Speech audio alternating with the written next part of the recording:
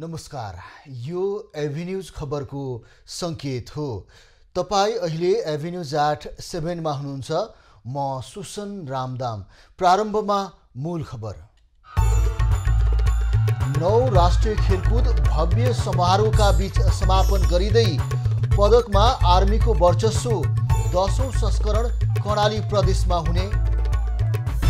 समाजवादीका अध्यक्ष नेपाललाई कारबाही गर्न प्रहरीलाई निर्वाचन आयोगको निर्देशन। 1 लाख जरिवाना र 2 वर्षसम्म जेल सजाय हुन सक्ने। दल र स्वतन्त्र उम्मेदवारको चुनावी अभियान तीव्र। झापा 1 मा कांग्रेस महामन्त्री शर्मा र एमालेका खरेल बीच कडा टक्कर। चुनाव नजिकिएसँगै मध्य प्रदेशमा मतदाता आकर्षित गर्न भोज भतेर मदिराको खपत पनि वात्तै बढ्दो। नियन्त्रणको लागि प्रहरी प्रशासन मौन।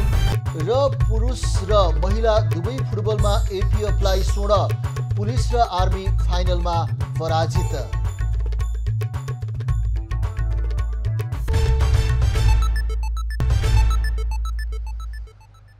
अब खबरको सिलसिला प्रारम्भ गरौं राष्ट्रिय खेलकुद सम्बन्धी प्रसङ्गबाट।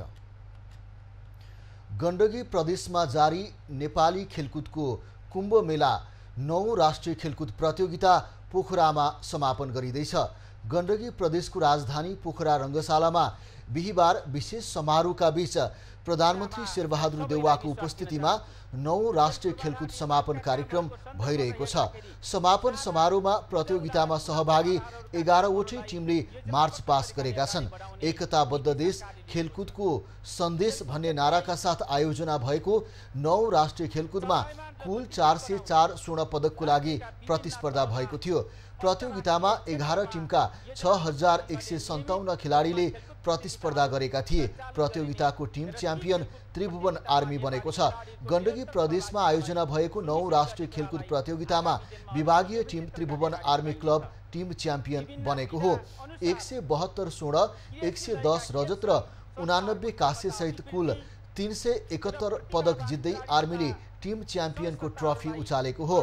65औं स्वर्ण, 73 रजत र 81 काँस्य पदक सहित कुल 219 पदक जित्दै अर्को विभागीय टोली एपीएफ दोस्रो बन्दा 61 स्वर्ण, 61 रजत र 73 काँस्य सहित कुल 195 पदक जित्दै पुलिस क्लबले तेस्रो स्थान हासिल गर्यो।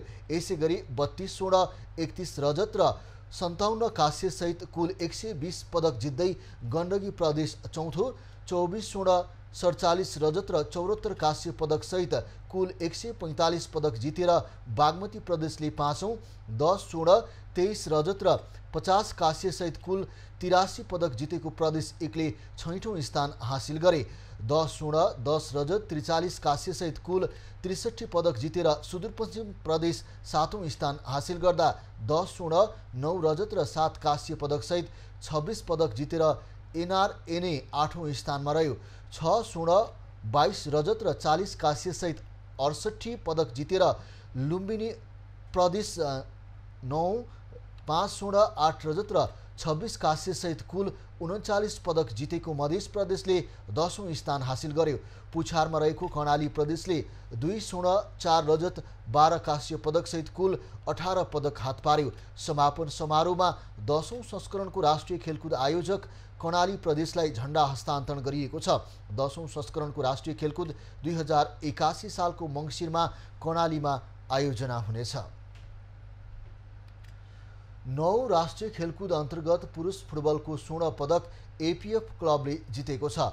पोखरा रङ्गशालामा बिहिबार भएको फाइनलमा त्रिभुवन आर्मी क्लबलाई पेनाल्टी सुटआउटमा 6-5 गोल अन्तरले हराउँदै एपीएफले स्वर्ण पदक जितेको हो। निर्धारित र थप गरिएको अतिरिक्त समय गोलरहित बराबरीमा सकिएपछि खेल पेनाल्टी सुटआउटमा गएको थियो।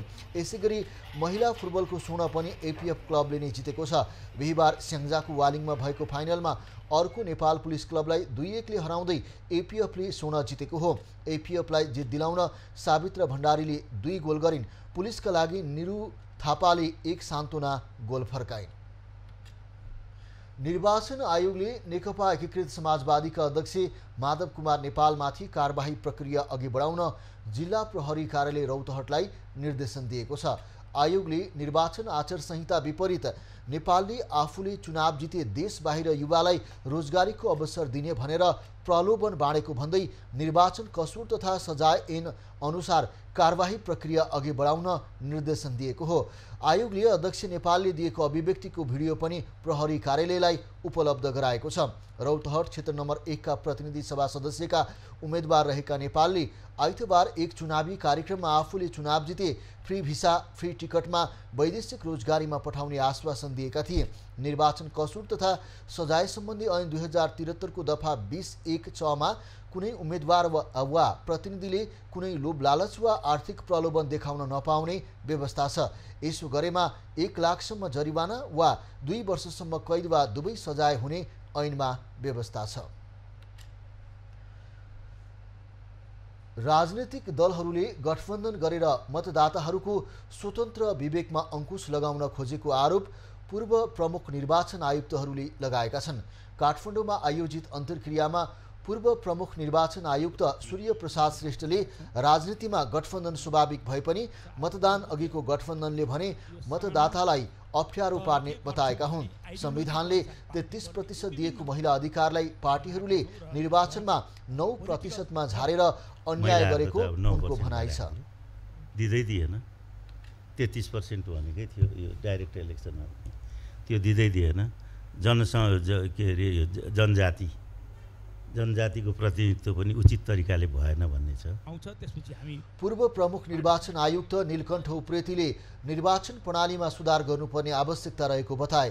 निर्वाचन आचार संहिता निर्वाचन आयोगले नबनाई राजनीतिक दलहरूले नै बनाउनु पर्ने उनको भनाइ छ। विकृति र विसङ्गति पूर्ण काम भइरहेको छ। हामीहरूले चाहिँ यही सिस्टमलाई, यही प्रणालीलाई, यही प्रक्रियालाई, यही विधिलाई हामीले निरन्तरता दिने कि यसलाई सुधार गर्नलाई चाहिँ अलि आमूल सुधारतिर पनि विचार गर्ने हो। पूर्व प्रमुख निर्वाचन आयुक्त उप्रेतीले आयोगले जारी गरेको आचार संहिता उपयुक्त भए पनि कार्यान्वयनको पक्ष भने कमजोर रहेको पनि बताए। पार्टी जीवनमा निरन्तर सफलता हात पार्दै अघि बढेका कांग्रेसका महामन्त्री विश्वप्रकाश शर्माको लागि यसअघिका 2 संसदीय चुनाव अफाप सिद्ध रहे, तर यसपटक उनी त्यसलाई गलत साबित गर्ने ध्याउनमा भए पनि एमाले उम्मेदवार अग्नि खरेल चुनौतीको रूपमा देखिँदैछन्। मंसिर 4 गते हुने संघीय चुनावका लागि झापा क्षेत्र नम्बर 1 मा चहल पहल बढेको छ।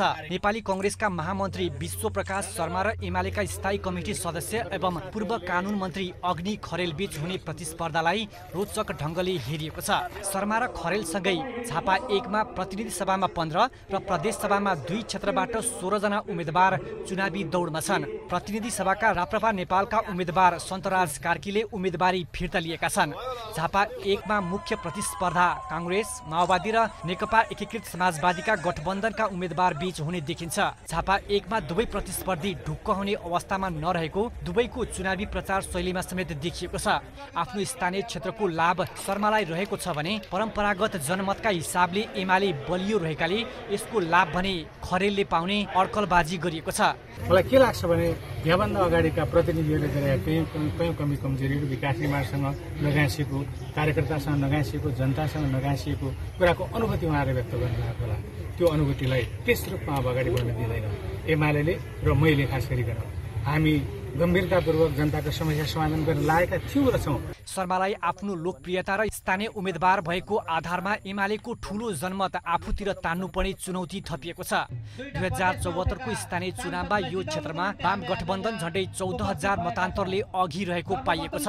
तर चुनावी परिणाम सार्वजनिक हुँदा शर्माले उल्लेख्य आकारमा यो मतान्तर घटाएका थिए। घर घरमा जाँदा भनिदिनु होला विश्वप्रकाशसँग रिस चाहिँ उठेको छ कि के चाहिँ वो बिगार हो, के चाहिँ वो खाइदियो हो, यसले अपराधी के गरेको छौ, यसले ढाँटो कि गर्छु भनेर गरेन कि, मन्त्री पो भएर आएन कि, हारेर पो हरायो कि, यो मान्छेले के चाहिँ बिगारेको छौ, यो पटक 3 पटकमा पनि नदिनु पर्ने भन्ने कुरा तपाईहरुले भन्नुपर्छ म आग्रह गर्न चाहन्छु। त्यसबेला राम कार्कीले 16,173 मत पाएर जित्दा शर्माले 33,310 मत पाएका थिए। यसरी 14,000ले पछि पारेको क्षेत्रमा शर्माले भने 2,863 मतले मात्र पराजित भएका थिए। एमाले र राप्रपा समर्थक रहेका खरेललाई पनि बलियो उम्मेदवारको रूपमा हेरिएको छ। मेचीनगरका 15 वटै वडा, भद्रपुरका 9 र 10, बुद्ध शान्तिका 4, 5, 6, 7 समेटिएको यो क्षेत्रमा 1,20,000 21,375 मतदाता छन्।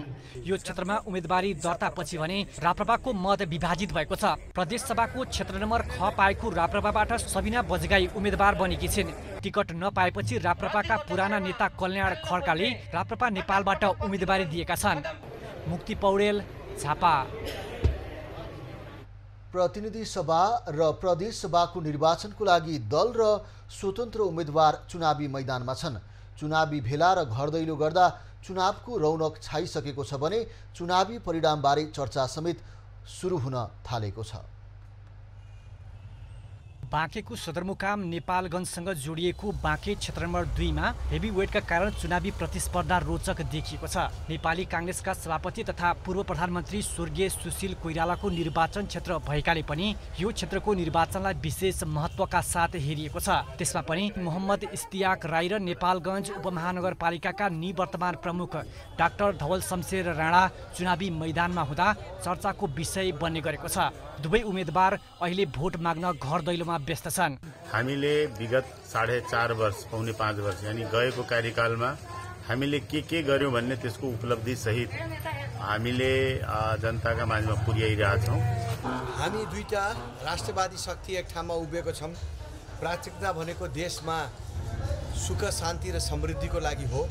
यही नेपाली काङ्ग्रेसले क्षेत्र नम्बर 2 मा सुदीप नरसिंह राणा र स्वतन्त्रबाट दिवाकर खनाल पनि चुनावी मैदानमा होमिएका छन्। चुनावी माहौललाई आफ्नो काबुमा राख्न व्यस्त उम्मेदवारले आफ्ना एजेन्डा बोकेर जनता माझ पुगेका छन्। जनप्रतिनिधि बनायो भनेपछि यसको चाहिँ दीर्घकालीन निकास दिलाउनको लागि मेरो विशेष पहल गर्छु। हाम्रो उम्मेदवारी भनेको भोलि हामी जित्यौँ भने तिनलाई हामीले सतर्क गराउँछौँ, जनतालाई साथमा लिएर हिँड्छौँ। भोलिको आन्दोलन भनेको जनताको लागि हुन्छ। प्रतिनिधि सभाका लागि यो क्षेत्रमा 5 जना स्वतन्त्र उम्मेदवार सहित 15 जना उम्मेदवार चुनावी मैदानमा उत्रिएका छन्। नेपालगञ्ज उपमहानगरपालिका 21 वडा र डडुवा गाउँपालिकाका 6 वटा वडाहरू समेटिएको क्षेत्रमा 97,801 जना मतदाता रहेका छन्। अहिलेसम्म यो क्षेत्रमा एउटा उम्मेदवारले दोहोर्याएर चुनाव जितेको अवस्था छैन। 2074 सालको प्रतिनिधि सभा निर्वाचनमा जसपाका इस्तियाक राईले 21,575 मत ल्याएर चुनाव जितेका थिए। एमालेको समर्थनमा चुनाव लडेका पशुपति दयाल मिश्रले 15,951 मत ल्याएका थिए। त्यस्तै नेपाली काङ्ग्रेसका समर्थकमा उठेका राप्रपाका ओम प्रकाश आजादले 11,622 मत ल्याएका थिए। नेपालगञ्ज ब्युरोको रिपोर्ट। चुनावी माहौल बढेसँगै महोत्तरी लगायत मध्य प्रदेशमा भोज भतेर बढ्न थालेको छ। भोज भतेर बढेसँगै मदिराको खपत पनि वात्तै बढेको छ। विशेष खबरको साथमा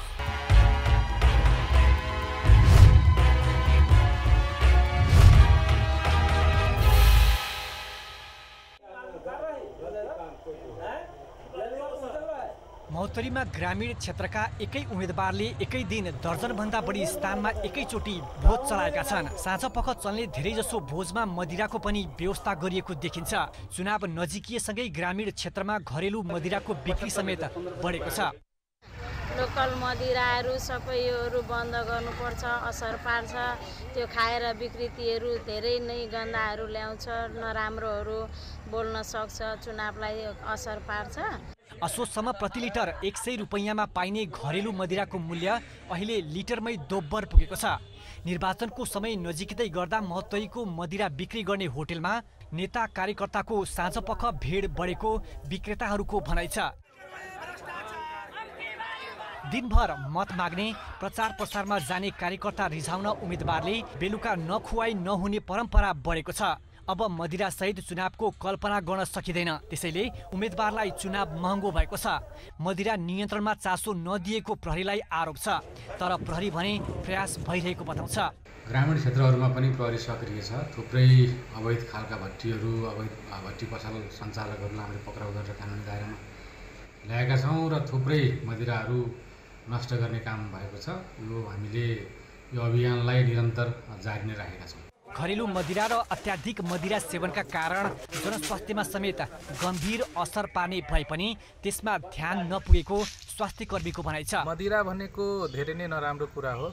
यसले स्वास्थ्यमा त एकदमै नकारात्मक असर पार्छ। यसले हाम्रो फोक्सोदेखि लिएर मुटु मृगौला सबैमा इफेक्ट गर्छ। यसले मानिसलाई दीर्घ रोगी बनाउँछ।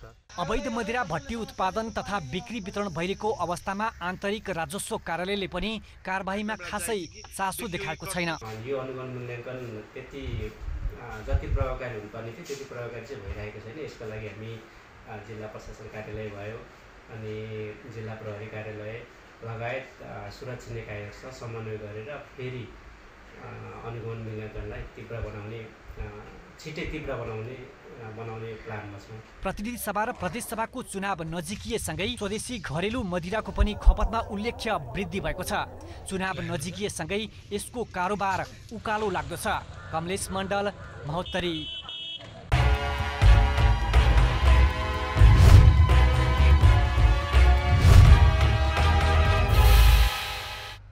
भक्तपुर क्षेत्र नम्बर 2 मा रहेका मतदान केन्द्रहरूको मुख्य निर्वाचन अधिकृत सहितको टोलीले अनुगमन गरेको छ। बिहिबार भक्तपुरका मुख्य निर्वाचन अधिकृत सहितको टोलीले क्षेत्र नम्बर 2 को मध्यपुर थिमीमा रहेका केन्द्रहरूको अनुगमन गरेको हो। यति बेला हामी भक्तपुरको निर्वाचन क्षेत्र नम्बर 2 अन्तर्गत नगदेशको कुमालाचीमा छौँ। यस स्थानमा रहेका मतदान केन्द्रहरूको बारेमा आज प्रमुख निर्वाचन अधिकृत गोपाल प्रसाद वास्तोलाको नेतृत्वको टोलीले यस स्थानमा रहेका मतदान केन्द्रहरूको अनुगमन निरीक्षण गरेको छ। हामीले अहिले अघिल्लो हिमालयन युवा क्लबको पनि हेऱ्यौँ र दोस्रो यो बोडेमाविको मतदान केन्द्र हेर्दैछौँ। भौतिक पूर्वाधार राम्रो छ। जहाँ राम्रो छैन त्यहाँ हामीले टेन्टको व्यवस्था गर्न मतदान अधिकृतलाई भन्छौँ। भक्तपुर निर्वाचन क्षेत्र नम्बर 2 प्रतिनिधि सभा र प्रदेश सभा सदस्यको निर्वाचनको लागि हामी तयारी अवस्थामा रहिरहेका छौँ। मनोनयन पत्र दर्ता भइसकेपछि निर्वाचन दलहरूलाई हामीले निर्वाचन चिन्ह प्रदान गर्यौँ। उहाँहरू अहिले घर दैलो कार्यक्रममा हुनुहुन्छ। यहाँको अवस्था हेर्दा अब कतिपय मतदान केन्द्र स्थलहरू पार्टी बिहारहरूमा पनि भएको पाउँछौँ, तर सबै ठाउँमा यो अवस्था चाहिँ छैन। कतिपय ठाउँहरूमा चाहिँ विद्यालयहरू भौतिक संरचनाहरू भएको अवस्था पनि छ। यो पार्टी बिहारहरूमा चाहिँ टेन्टको नै प्रयोग गर्नुपर्ने हुन्छ मतदान केन्द्रहरू बनाउँदा, र हामीले स्थानीय तहको चुनावमा पनि भएका यस्ता मतदान केन्द्रहरूलाई भएका पूर्वाधारहरूमा सार्नको लागि 8-9 वटा चाहिँ हामीले परिवर्तन गरेको पनि हो।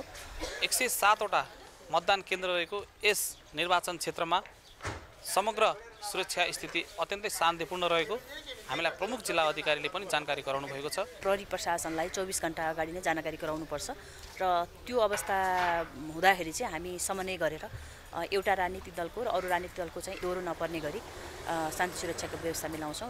एबी न्युज खबरका लागि क्यामेरामा कुमार मानन्दरका साथ राजेन्द्र बस्नेत, भक्तपुर निर्वाचन क्षेत्र नम्बर 2। खबरको सिलसिला अझै जारी छ, हामी सँगै रहनुहोला।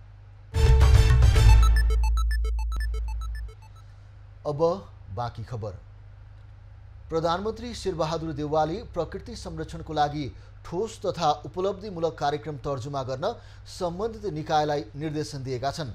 राष्ट्रिय प्रकृति संरक्षण कोषको 40औं वार्षिक उत्सवको अवसरमा आज ललितपुरमा आयोजित कार्यक्रममा प्रधानमन्त्री देउवाले मुलुकको दिगो विकाससँग प्रकृति र जैविक विविधता संरक्षण प्रत्यक्ष रूपमा जोडिएको भन्दै संरक्षणको लागि ठोस तथा उपलब्धिमूलक कार्यक्रम तर्जुमा गर्न निर्देशन दिएका हुन्। प्रधानमन्त्री देउवाले नेपालको कुल भूभागमध्ये संरक्षित क्षेत्रले ओगटेको 23.39% भूभागलाई वृद्धि गर्दै लैजानुपर्ने बताए।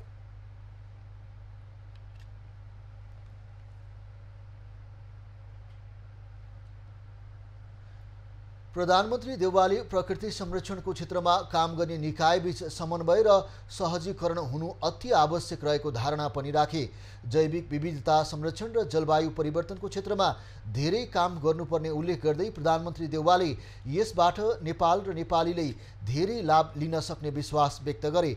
उनले प्रकृति संरक्षण तथा जैविक विविधताको माध्यमबाट नेपालको पर्यटन विकास र समृद्धिको महत्त्वपूर्ण आधार हुन पुगेको बताए।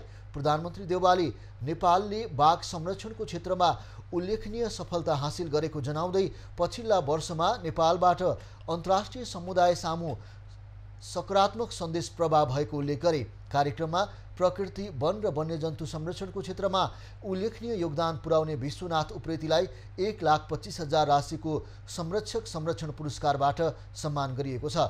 त्यस्तै अन्य व्यक्तिहरूलाई पनि सम्मान गरिएको थियो। संस्कृति पर्यटन तथा नागरिक उड्डयन मन्त्री जीवनराम श्रेष्ठले चीनले गरेको विकासबाट विश्वले पाठ सिक्न आवश्यक रहेको बताएका छन्। आज ललितपुरमा आयोजित कार्यक्रममा मन्त्री श्रेष्ठले चीनले विश्वको लागि उदाहरणीय काम गरेको भन्दै चीनको विकासबाट विश्वले पाठ सिक्नुपर्ने बताएका हुन्।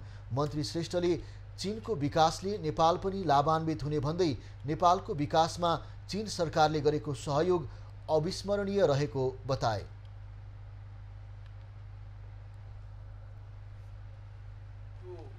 संसारको लागि नै एउटा चाहिँ नि उदाहरणीय जुन चाहिँ नि विषय बनिरहेको छ। चीनको जुन चाहिँ नि प्रगति छ, आज जुन उन्नति छ र चीनले गरेका जुन चाहिँ नि विकासका कुराहरू छन्, त्यसले हामी चीन नेपालको जुन एउटा सदियौँदेखिको जुन सम्बन्ध विस्तार भइरहेको छ। मन्त्री श्रेष्ठले कोरोना कालमा नेपाललाई चीन सरकारले गरेको सहयोग प्रशंसनीय रहेको बताए। उनले चीनको विकास र उन्नति र आर्थिक प्रगतिको कामना समेत गरे। कार्यक्रममा चीन सरकारले विगत 10 वर्षमा कसरी देशको विकास गर्न सक्षम भयो भन्ने बारेमा फोटो प्रदर्शनी गरिएको थियो। अमेरिकी नागरिक उड्डयनको नियामक निकाय फेडरल एभिएसन एडमिनिस्ट्रेसनको टोलीले नेपालको हवाई सुरक्षा अवस्थाबारे आजदेखि अध्ययन थाल्दैछ। सो टोलीले आइकाओले हेर्ने गरेका 8वटा क्षेत्रमा नेपालको वर्तमान अवस्थाबारे अध्ययन गर्ने भएको हो। केही समय अघि युरोपेली सङ्घ ईयूले नेपालमा हवाई दुर्घटनाको दर कम गर्न पहाडका विमानस्थलमा आवश्यक प्राविधिक उपकरणमा लगानी गर्न आवश्यक रहेको देखाएको छ। गत वर्ष अन्तर्राष्ट्रिय नागरिक उड्डयन संगठन आइकाओले गरेको अडिटमा नेपालको प्रभावकारी कार्यान्वयन दर 70.1% रहेको पूर्ण रिपोर्ट आएको छ। विभिन्न 41 मुलुकसँग द्विपक्षीय हवाई सम्झौता गरेको नेपालले हाल 20 गन्तव्यमा अन्तर्राष्ट्रिय उडान गर्दै आएको छ। सन् 2010 मा एकै वर्ष 3वटा विमान दुर्घटना र सन् 2011-12 मा एक विमान दुर्घटना भएपछि नेपाललाई सन् 2013 डिसेम्बर 5 देखि ईयूले कालो सूचीमा राख्दै आएको छ। अपराध अनुसन्धानको लागि प्रहरीले सादा पोसाकमा प्रहरी खटाउने गरेको छ। तर सप्तरीमा त्यस्ता प्रहरीहरूले नै सर्वसाधारणलाई दुःख दिन थालेपछि घुमुवा प्रहरीको काममाथि प्रश्न उठेको छ। सप्तरीको सीमा क्षेत्रमा सशस्त्र प्रहरीका घुमुवाले सर्वसाधारणलाई दुःख दिने गरेको दृश्य सार्वजनिक भएपछि प्रहरीमाथि प्रश्न उठेको छ। महिलामाथि घुमुवा प्रहरीले हातपात गरेको दृश्य सार्वजनिक भएपछि प्रहरीको काममा प्रश्न उठेको हो। के हो यो राति यो के हो यसमा महिलाको खान तलासी गर्दा महिला प्रहरी प्रयोग गर्नुपर्ने भए पनि प्रहरीले लच्छार पछार गर्नुलाई नियम विपरीत मानिएको छ। तर जिल्ला प्रहरी कार्यालय सप्तरीले भने यस्ता घटनामा जिम्मेवारी लिन चाहदैन।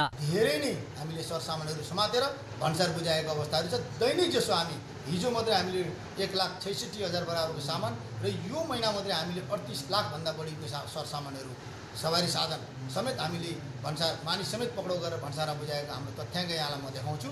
सप्तरीको सीमा क्षेत्रमा सशस्त्र प्रहरीले परिचालन गरेको घुमुवाले तस्करसँग मिलेर सर्वसाधारणलाई दुःख दिने गरेको आरोप स्थानीयले लगाउँदै आएका छन्। तस्करीकै विषयमा छिन्नमस्ता गाउँपालिकाका सशस्त्र प्रहरीका असै सत्यनारायण यादवको सहकर्मीबाटै हत्या भएपछि सीमा क्षेत्रको अनियमितताको विषय उजागर हुन थालेको छ। सूचना सङ्कलन तथा अपराध नियन्त्रणको नाममा सशस्त्र प्रहरी मुख्यालय छिन्नमस्ता बाहिनीबाट खटाइएका प्रहरीले पैसा उठाउने गरेको दस्तावेज नै सार्वजनिक समेत भएको छ।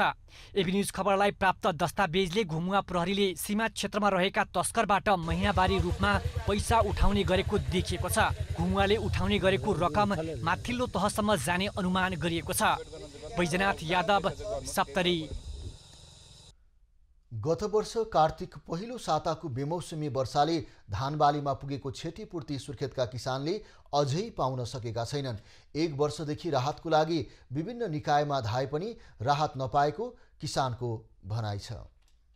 गत वर्ष कार्तिक पहिलो साताको बेमौसमी वर्षाले वीरेन्द्रनगर नगरपालिका 10 का किसान जयानन्द गौतमको धान बालीमा ठूलो क्षति गर्यो। भ्याउने बेलाको बाली अविरल वर्षाका कारण भएको डुबानले सखाप पारेको थियो। गत वर्षदेखि उनी राहतका लागि विभिन्न निकायमा धाए। 3 तहकै सरकारबाट आश्वासन पनि पाए, तर राहत भने कतैबाट नमिलेको गुनासो किसानले सुर्खेतको वीरेन्द्रनगरमा आयोजित कार्यक्रममा कर्णाली प्रदेश सरकारका भूमि व्यवस्था कृषि तथा सहकारी मन्त्री चन्द्रबहादुर शाहीसँग गरेका छन्। धान बनाउँदाखेरि जनप्रतिनिधि लगायत प्रशासनबाट गएर प्रत्येक किसानको घरमा गएर डाटा लिने सङ्कलन गर्नुभएको थियो। त्यो डाटा सङ्कलन गरेको अहिले 1 वर्ष भयो। अहिले लगभग कार्तिकको महिना लागिरहेको छ, फेरि पनि पानीले अनि त्यो धान डुबाएको छ। त्यो किसानहरूलाई घर घरमा गएर किसानहरूको डाटा लिएर सङ्कलन गरेर प्रशासनमा पुगेको थियो र आज किसानहरूले त्यो धानको क्षतिपूर्ति पाएका छैनन्। संघीय र प्रदेश सरकारले क्षतिको विवरण सङ्कलन गरेर राहत उपलब्ध गराउने भए पनि न्यून सङ्ख्यामा मात्र प्रभावित किसानले सो सहयोग पाएका थिए। त्यो पनि क्षतिको तुलनामा साह्रै कम रहेको छ। खेतीयोग्य जमिन बगरमा परिणत हुँदा राज्यले नसुनेपछि किसान आक्रोशित छन्। राम्रोसँग सरकारको ध्यान नभएकोले त्यहाँका बस्तीहरूले चाहिँ आफ्नो एउटा उपभोग साँझ बिहान हातमुख जोराउन पनि एकदमै गाह्रो भइरहेको छ। त्यसमा पनि सरकारको नजर अझसम्म परेको छैन। कार्यक्रममा मन्त्री शाहीले राहतबारे प्रश्न जवाब दिन सकेनन्। उनले उल्टै किसानले राहत नपाउनुमा संघीय सरकारमाथि दोष थोपारे। संघीय सरकारले नै 5 अरब रुपियाँ विनियोजन गरेर अनि त्यो स्थानीय तहमा प्रत्येक ठाउँमा त्यो माथिबाटै पठाएको छ।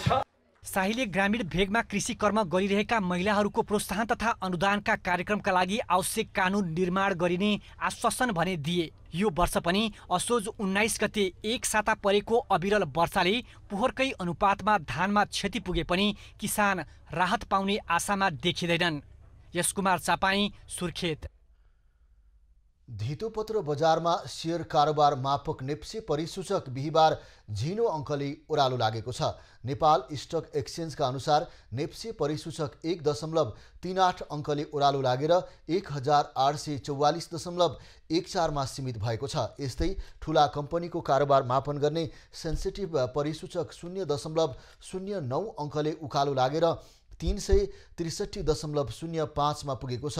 कुल 221 कम्पनीको 15,46,857 किता शेयर 50 करोड 76,89,561 मूल्यमा खरिद बिक्री भए। कारोबार भएका कुल 13 उपसमूहमध्ये 3 उपसमूहको शेयर मूल्यमा झिनो अङ्कको वृद्धि भएको छ। यस्तै 10 उपसमूहको शेयर मूल्यमा भने गिरावट भएको छ। कारोबारका आधारमा अभियान लघुवित्त शीर्ष स्थानमा छ।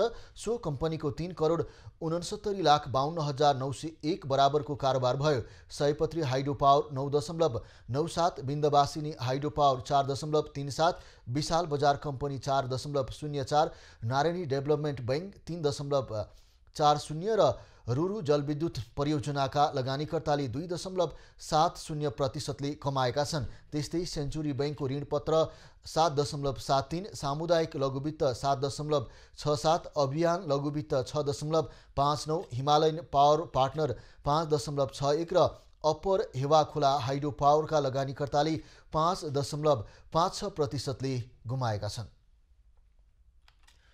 15औं गोदावरी फूलको प्रतियोगितात्मक प्रदर्शनी आजबाट ललितपुरमा सुरु भएको छ। रोपेर फूल गोदावरी सजाऊ घर आँगन वरिपरि नाराका साथ फ्लोरिकल्चर एसोसिएसन नेपालको आयोजनामा मेला सुरु भएको हो। कोरोना संक्रमणका कारण सुस्ताउँदै गएको पुष्प बजारलाई प्रदर्शनीले बढाउन सहयोग गर्ने विश्वास व्यवसायीको छ। कोरोना अघि 3.25 अर्बको वार्षिक कारोबारको आँकडा रहे पनि कोरोनाका बेला 1 अर्ब 63 करोडमा व्यापार झरेको छ। त्यसपछि भने अघिल्लो आर्थिक वर्षमा 2 अर्ब बढीको कारोबार भएको र अहिले कारोबार बढ्दै गएको छ। प्रदर्शनीमा व्यावसायिक स्टल 49, प्रतियोगितात्मक स्टल 2 र सूचनामूलक 4 गरी जम्मा 55 वटा प्रदर्शनी कक्ष रहेका छन्। मेलामा करिब 80 लाखको कारोबार हुने अपेक्षा रहेको छ।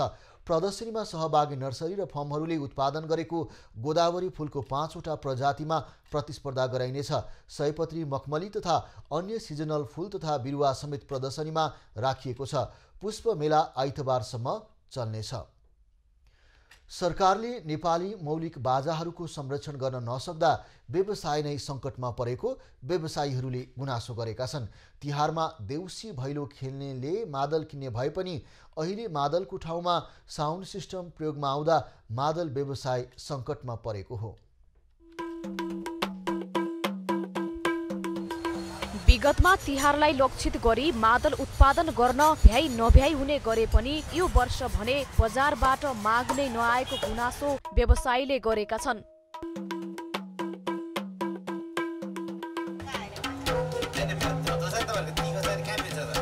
विदेशी कला संस्कृति र बाजाहरूलाई प्रोत्साहन गर्ने तर नेपाली मौलिक संस्कृति र बाजाहरूको उचित संरक्षण नहुँदा संस्कृति नै लोप हुँदै जान थालेको व्यवसायीको गुनासो छ। मेन चाहिँ तिहार हो मादलको चाहिँ हैन, तर भए पनि पहिला जस्तो अहिले त्यस्तो छैन व्यापार।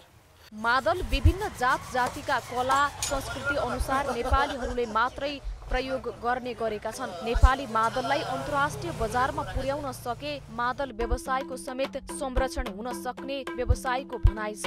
मादल व्यवसायको संरक्षण गर्न सरकारले विद्यालय तहमा नेपाली मौलिक बाजाको विषयमा पाठ्यक्रम नै समावेश गर्नुपर्ने उनीहरू बताउँछन्। तिहारमा मादलको व्यापार हुने भए पनि अहिले मादलको व्यापार 90% कम रहेको छ।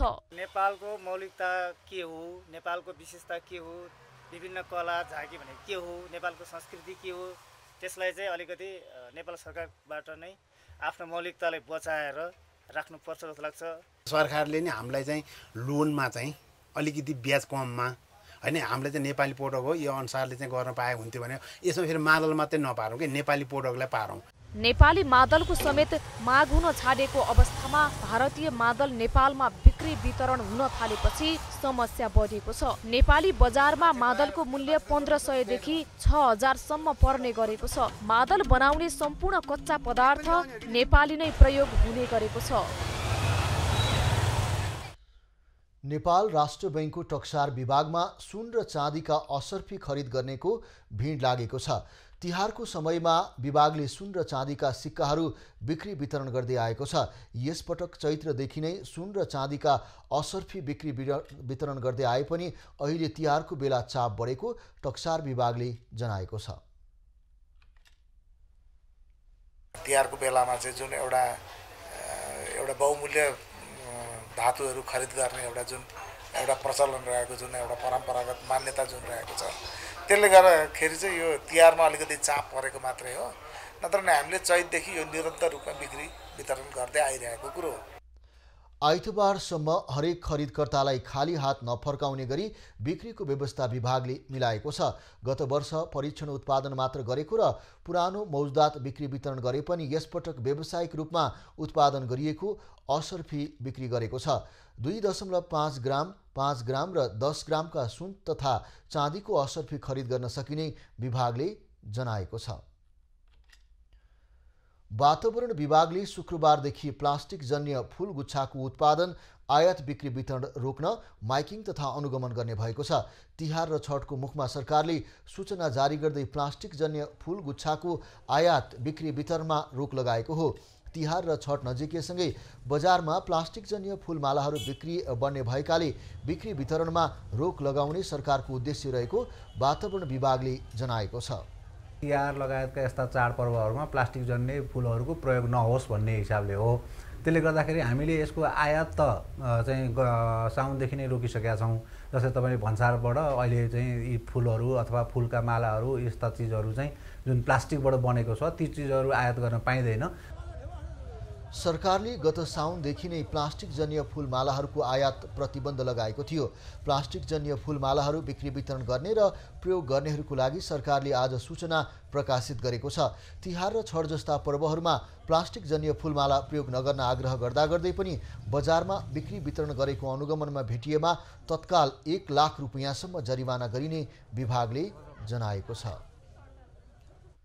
खबरको सिलसिला अझै जारी छ, हामी सँगै रहनुहोला। अब पालो एभिन्यूज एट स्पोर्ट्सको।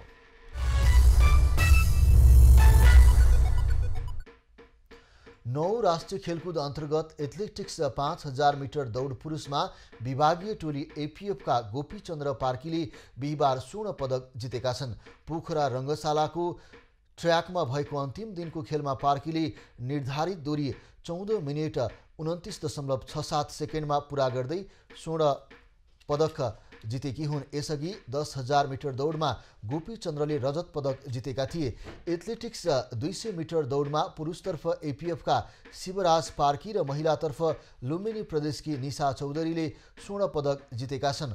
पोखरा रङ्गशालामा बिहिबार पुरुषतर्फ शिवराजले निर्धारित दूरी 21.91 सेकेन्डमा पुरा गर्दै स्वर्ण जितेका हुन्। महिलातर्फ लुम्बिनीकी निशाले 25.24 सेकेन्डमा पुरा गर्दै स्वर्ण जितिन्। एथलेटिक्सको 4x400 मिटर रिले दौडमा त्रिभुवन आर्मी क्लबले दुवै महिला र पुरुष विधामा स्वर्ण जितेको छ। पुरुष अन्तर्गत आर्मीका सोमबहादुर कुमाल, रामप्रसाद थारू, जीवन चौधरी र प्रकाश दनुवारको समूहले निर्धारित दूरी 3 मिनेट 18.36 सेकेन्डमा पुरा गर्दै स्वर्ण पदक जितेका हुन्। महिलातर्फको आर्मीका सरस्वती भट्टराई, जयरानी थारू, निर्मला थापा र कुलेसी चौधरीको समूहले निर्धारित दूरी 4 मिनेट 2.78 सेकेन्डमा पुरा गर्दै स्वर्ण जितेको हो। एथलेटिक्समा विभागीय टोली Tribhuvan Army Club team champion बनेको छ। सर्वाधिक 39 स्वर्ण पदक रहेको एथलेटिक्समा 19 स्वर्ण जित्दै आर्मी टिम च्याम्पियन बनेको हो। आर्मीले 19 स्वर्णसहित 13 रजत र 13 काँस्यसहित कुल 45 पदक जितेको छ। दोस्रो स्थानमा रहेको एपीएफले स्वर्ण 10 रजत र 10 काँस्यसहित कुल 30 पदक जितेको छ। पुलिसले 2 स्वर्ण 8 रजत 6 काँस्यसहित कुल 16 पदक जितेर तेस्रो स्थानमा रह्यो। बागमती प्रदेशले 2 स्वर्ण 1 रजत र 4 काँस्य पदक जितेको छ। लुम्बिनीले 2 स्वर्ण 3 रजत र 1 काँस्य जित्यो। गण्डकीले 1 स्वर्ण 1 रजत र 2 काँस्य जित्दा कर्णालीले 1 स्वर्ण र 1 रजत तथा सुदूरपश्चिमले 1 काँस्य पदक निकाल्न सफल भयो। 9 राष्ट्रिय खेलकुद प्रतियोगिता अन्तर्गत पुरुष भलिबलमा विभागीय टोली नेपाल एपीएफ क्लबले स्वर्ण जितेको छ। पोखरा रङ्गशाला स्थित कोर्टमा बिहिबार स्वर्णको लागि भएको खेलमा एपीएफले अर्को विभागीय टोली त्रिभुवन आर्मी क्लबलाई पराजित गरेको हो। एपीएफले आर्मीमाथि 3-0 को सोझो सेटमा जित निकालेको हो। पहिलो सेट 25-21 ले आफ्नो पक्षमा पारेको एपीएफले दोस्रो सेट भने 27-25 ले जितेको थियो। तेस्रो सेट 26-24 ले जित हात पारेर एपीएफले स्वर्ण पक्का गरेको हो। नेपाल पुलिस क्लबले काँस्य पदक जितेको थियो। काँस्य पदकका लागि बिहिबार नै भएको खेलमा नेपाल पुलिसले गण्डकी प्रदेशलाई 3-0 को सोझो सेटमा पराजित गरेको थियो। पहिलो सेट 26-24 ले आफ्नो पक्षमा पारेको पुलिसले दोस्रो सेट भने 25-14 ले आफ्नो पक्षमा पारेको थियो। तेस्रो सेट 25-18 ले जित हात पारेर पुलिसले काँस्य पदक जितेको हो। 9 राष्ट्रिय खेलकुद प्रतियोगिता अन्तर्गत टेनिसमा विभागीय टोली नेपाली सेना 4 स्वर्णसहित 10 पदक जितेर टिम च्याम्पियन बनेको छ। यसैगरी गण्डकी प्रदेशले 3 स्वर्ण र 2 काँस्यसहित 5 पदक जितेर द्वितीय बन्न सफल भयो। बागमती प्रदेश 1 काँस्य र 4 रजत पदक जित्दा सशस्त्र प्रहरीले 1 काँस्य र 3 रजत प्राप्त गर्यो। नेपाल प्रहरीले 1 रजत र 3 काँस्य पदक जित्दा एनआरएनएले 1 रजतमा चित्त बुझाए। यसैगरी बिहिबार सम्पन्न टेनिसको पुरुष एकलतर्फको प्रतिस्पर्धामा गण्डकीका प्रदीप खड्का र महिलातर्फ नेपाली सेनाका अभिलाषा विष्टले स्वर्ण पदक जिते। पोखरा रङ्गशालाको टेनिस कोर्टमा भएको अन्तिम चरणको प्रतिस्पर्धामा पुरुष एकलमा गण्डकीका खड्काले एनआरएनएका आरव सम्राट हाडालाई 7-6, 6-3 सेटमा जित निकाल्दै स्वर्ण पदक जिते। नेपालको पहिलो वरियताका खड्काले स्वर्ण जित्दा हाडाले काँस्यमा चित्त बुझाउनु पर्यो। यसैगरी महिला एकलतर्फको प्रतिस्पर्धामा सेनाका अभिलाषाले सेनाकै इरा रावतलाई 6-1, 6-6 सेटमा पराजित गर्दै स्वर्ण पदक जिते। पुरुष युगलतर्फ गण्डकी प्रदेशका प्रदीप खड्का र अनिल साईको जोडीले स्वर्ण पदक जित्दा सेनाका प्रणव र अंखी जुबेन राउतको जोडीले रजत पदक जितेको छ। गण्डकीका आशिष खड्का र सौगात विकको जोडी र बागमतीका निशान्त श्रेष्ठ र प्रीतम परियारको जोडीले काँस्य जिते। महिला युगल विधामा नेपाली सेनाका अभिलाषा र आइरा महनिसा रावतको जोडीले स्वर्ण जित्दा बागमतीका प्रकृति श्रेष्ठ र रायना शाहको जोडीले रजत पदक जितेको छ। सेनाका इसाश्री शाह र शुभाङ्गी लक्ष्मी शाहको जोडी र सशस्त्रका सुनिरा थापा र सर्वानी श्रेष्ठको जोडीले काँस्य पदक जित्यो। टेनिसको मिश्रित युगलको विधामा सेनाका प्रणव र अभिलाषाको जोडीले स्वर्ण पदक जित्दा नेपाल प्रहरीका आर्यन गिरी र आइसा डल्कुर गुरुङको जोडीले रजत पदक जित्यो। सेनाका अनिल साई र प्रीति बरालको जोडी र सशस्त्रका गोविन्द नेपाली र इसाश्री शाहको जोडीले काँस्य पदक जित्यो। टेनिसको टिम इभेन्ट विधामा पुरुषतर्फ गण्डकी प्रदेश र महिलातर्फ नेपाली सेनाले स्वर्ण पदक जितेका छन्। अब पालो खास खबरको।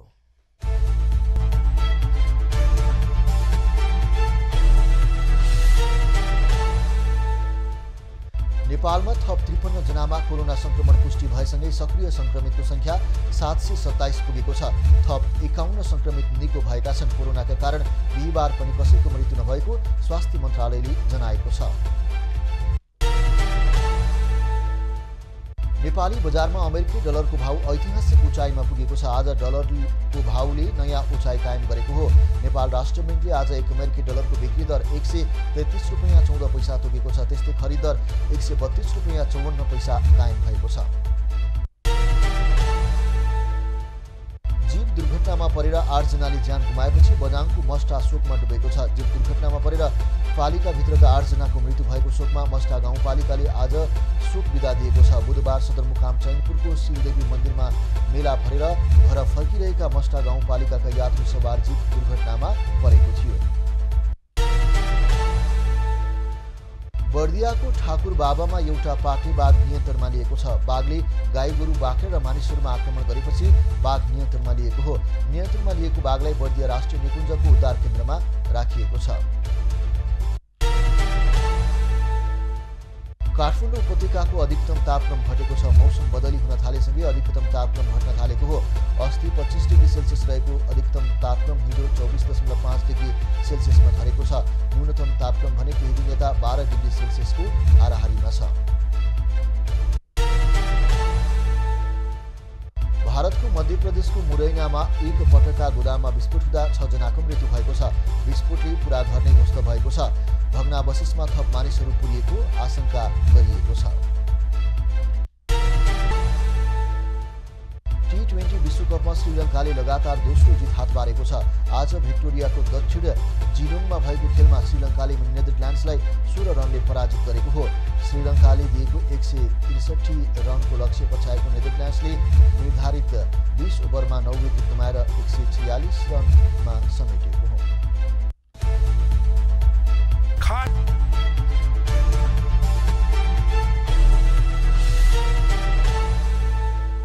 अब पालो एभिन्यूज एट मौसमको।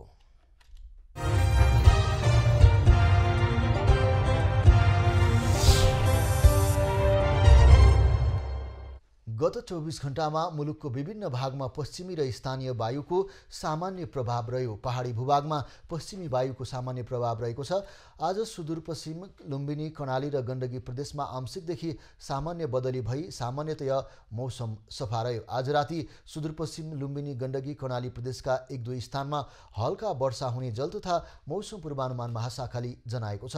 काठमाडौँ उपत्यकाको आजको अधिकतम तापक्रम 25 डिग्री सेल्सियस र न्यूनतम तापक्रम 12 डिग्री सेल्सियस मापन गरिएको छ। आज देशभरको मौसम कस्तो रह्यो त हेरौं देशका विभिन्न स्थानको मौसमी अवस्था।